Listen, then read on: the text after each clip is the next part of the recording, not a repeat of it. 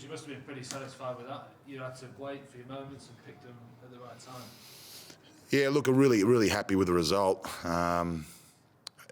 Football's a funny game because I thought the performance wasn't as good as the last 3 games, but the result was there.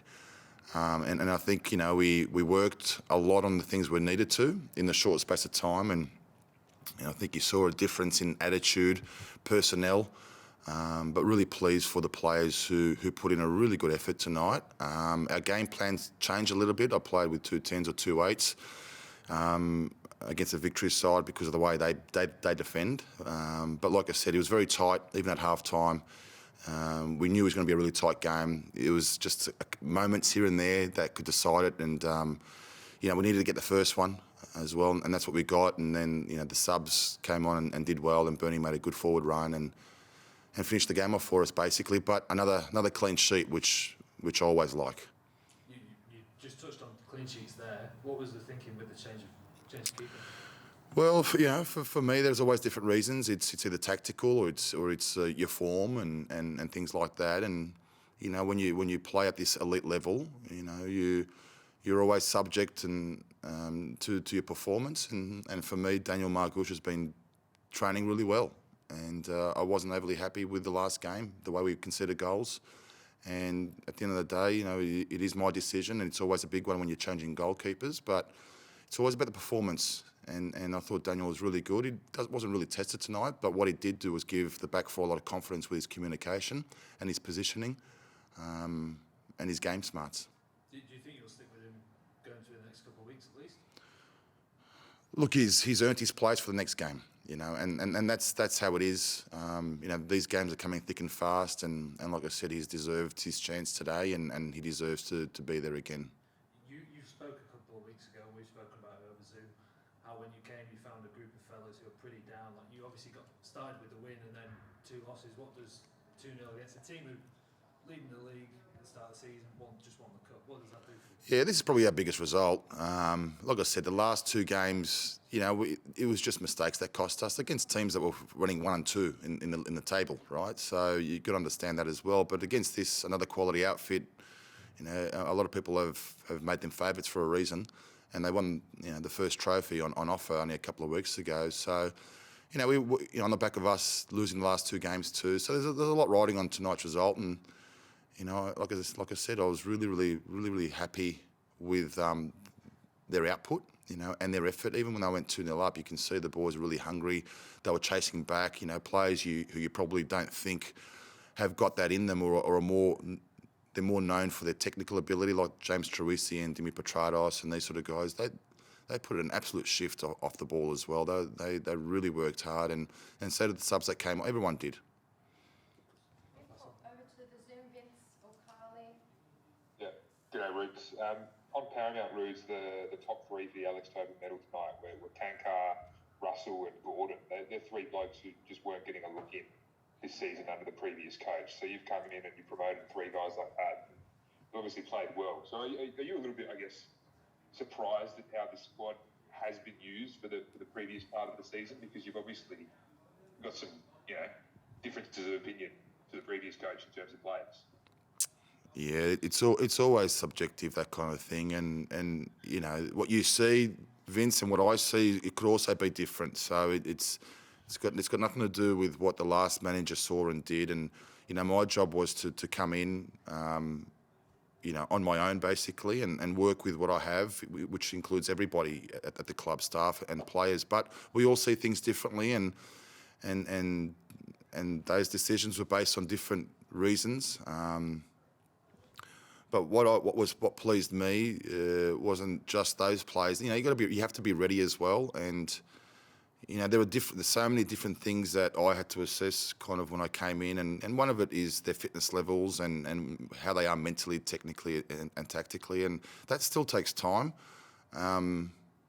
But yeah, all 3 of those that you mentioned, again, even the 3-2-1s are subjective too, Vince, as you know, right? But yeah, they're all very good. But I had 11 players out there that could have shared those points if that's important. But it's not for me, and it's not for them either, because it's always about the collective. But those guys, I mean, I was really, I don't like pinpointing or isolating anyone, but I thought Kankar, I thought he was so composed for his debut for a young guy, and he's someone that caught my eye and has a lot of attributes that I like in that position. And I think he deserves a bit of a mention, and he's so low key, and I can actually talk about him because I know that it wouldn't bother him, and that's just the kind of guy he is, and he's got an interesting story behind him too, and like they all have, but he's made us some stern stuff, and he done well, but he needs to keep his feet in the ground like he will, and just keep going.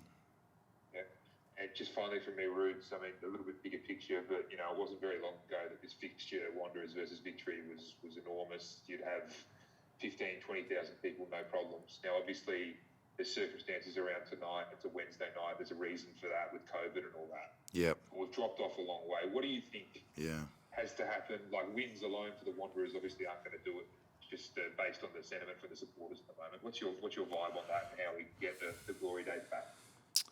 Yeah, look, I'm a bigger picture person too.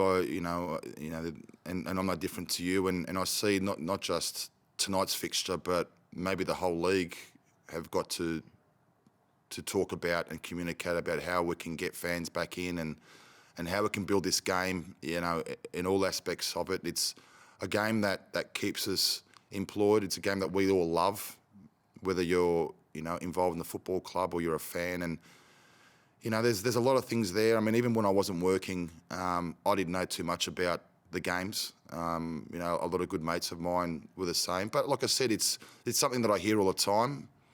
It's not really my department, Vince, in terms of how we get all those messages out. But certainly from my point of view and my football club, and I've said this before, this is an area and the fans just want a team first and foremost that are going to represent them. And then, and once you have that solid base, the wins and then the results start to come. And hopefully things progress. But everyone says for a strong league you need a strong Victory and a Wanderers. But I get that sentiment, but I think you need everybody to lift and everybody to, you've got two teams who are playing outside of their cities and states, which must be difficult for them. But yeah, I think there's a holistic approach here that needs questioning, and I think it's important that if we all reflect on our own positions, I think everybody needs to do the same across the board. And I think that's going to be important going forward as well. I mean, we know how limited we are, but in terms of coverage, let's say, I mean, you used to sit down and share, a seat at a venue with others from different companies and different organisations, and that's been shut off somewhat as well. So we can only just keep chipping away and make sure that we can put on a good product and the fans, start turning up. But like I said, I'm not the guy that can make those decisions. Thanks, Rudes. Thanks, Vinny. It's just one from me. You've obviously had four games in charge now, all at home. Have you seen enough positives from these games as you have another short turnaround and some more games on the road now? Yeah, I have, and I said that in the first three games, particularly when you look at the statistics and people can look at a scoreboard and maybe be lazy and say, oh, you lost because of this reason or whatever. I've, again, bigger picture for me in terms of the players, we've asked from the players and what we've been working on the training ground. I've been seeing it. And like I said, if it wasn't for a couple of little mistakes here and there from set pieces, as you mentioned, and we've worked extremely hard on that area as well, I think we're in a good position. But it's been a pretty tough ride because you look at the last three opponents who are all thereabouts and are challenging. It makes it even more difficult, irrespective of where you play, Carly. So I think tonight was more about believing in ourselves and getting that win for the fans and for the football club, because everyone will tell you that just brings a whole different dimension to everybody that works at the club, who works really hard at the club as well. And I think that was most important, was the result. I think, like I said, the performance I didn't think was as good as the last three games. And I'll have to look at the statistics on that as well. But what was important was the win. And a lot of people, and you can bandage a lot of other issues with a win, but that's not how I look at the game. And like I said, the principles of play and the style that I want to play, it's gonna take time. Particularly when You know, you have a squad in front of you, and you work with them, and that's not always easy, like I said.